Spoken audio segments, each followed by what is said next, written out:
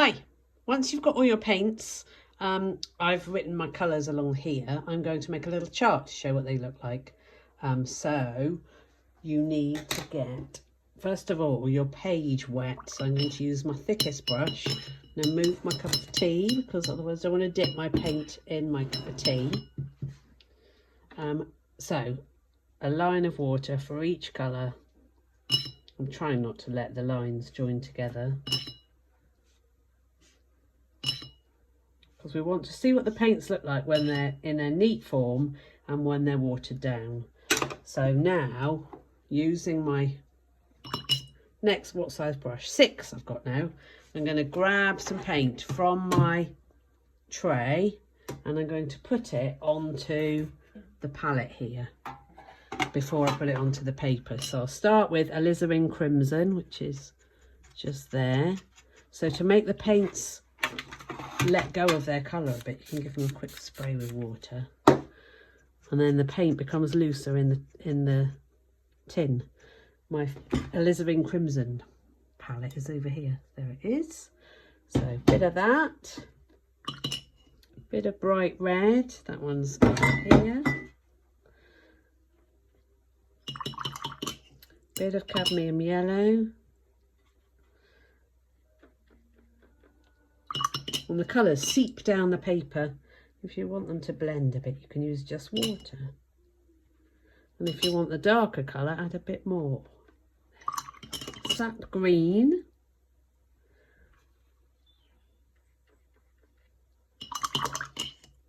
Phthalo turquoise is there. That's a beauty. Ultramarine.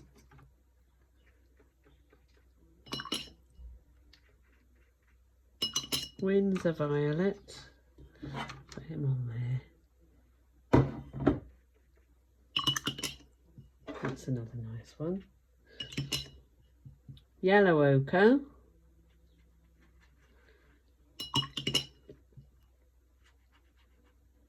Burnt umber.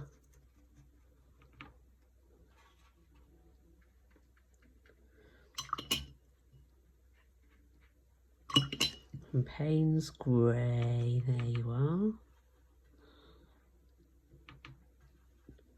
So even though my tin has got loads of colours in, you'll see there's some in here that I never use, but I've just kept them in the tin. My favourite, these are my favourite ones. So there we are. So there's the colours, and you can see what they look like in their neat forms. I very rarely use them in their pure forms like that though. Often you'll mix them together in different combinations. So the first thing to do would be make a colour wheel, so you can see how you get the secondary colours. So these are the primary colours, the red, the yellow and the blue. Really, you could just do with those, all of those 3 colours, that one and that one, and you could get all the colours. So here's how we do a colour wheel. The light shining on them a bit, so they look a bit shiny, but I can't seem to move it. So we want a circle. I'm not going to do a very round circle. Put a dot in the middle to see where the middle is, and I want to divide it into about 6 pieces. Not about exactly 6 pieces, they're just not all the same size. So with a colour wheel, the primary colours, there are 3, go on 3 of those places. And to make them blend in together, I'm going to add a bit of water. I could do it with a spray, or I could do it with a brush, or both. Not neat. I never do neat watercolour. There we are. So that's the water. Now we need a bit of red. That's very strong. That's blending everywhere. It's gone all over the other side, but if it goes where you don't want it, you can always use a bit of tissue. And add a bit more water after. Yellow.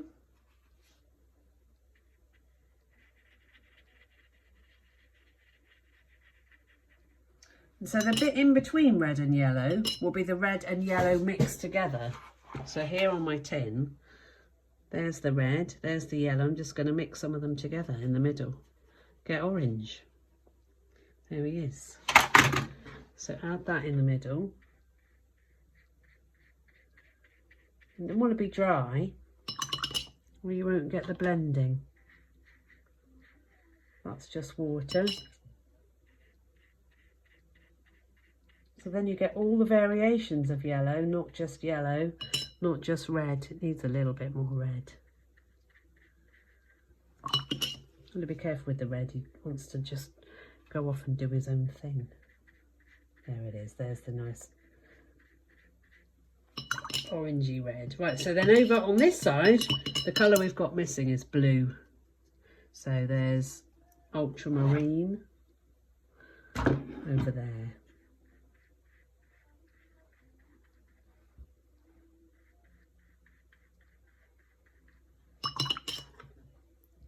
So between the blue and the red, if you mix together the blue and the red, there's a bit of blue and here's a bit of red.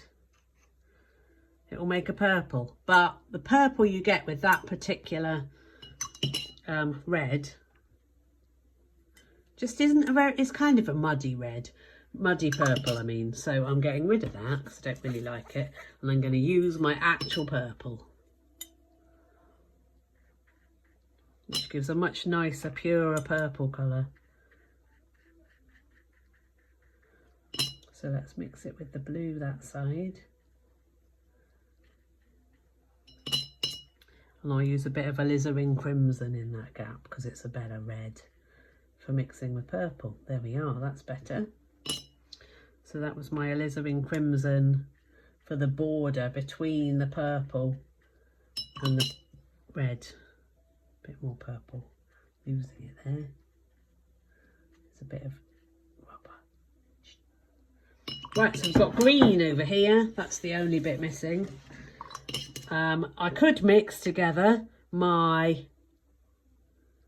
yellow and my ultramarine. And actually that's a pretty good green, but I prefer my sap green for greens. There he is. Similar. So I'll put a bit of that in the middle.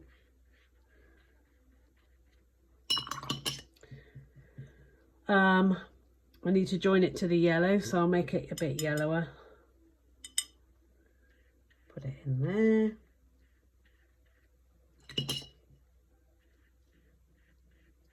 Need to keep it wet.